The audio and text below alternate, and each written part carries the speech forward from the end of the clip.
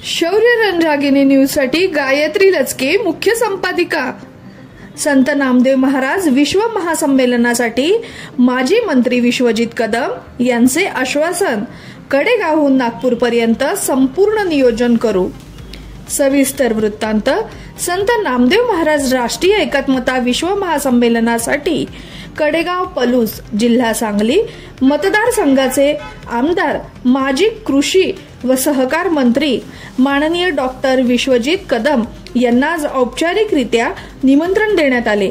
या भेटीदरम्यान माननीय कदम यांनी महासंमेलनाबद्दल उत्साह व्यक्त करत सांगितले की संत नामदेव महाराजांच्या विचारांवर आधारित हा ऐतिहासिक सोहळा समाजाला एकतेचा नवा संदेश देईल।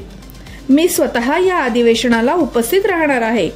कडेगाव येथून नागपूर पर्यंत समाज बांधवांसोबत योग्य ते नियोजन करून मोठ्या प्रमाणावर सहभाग निश्चित करू, असे आश्वासन त्यांनी दिले।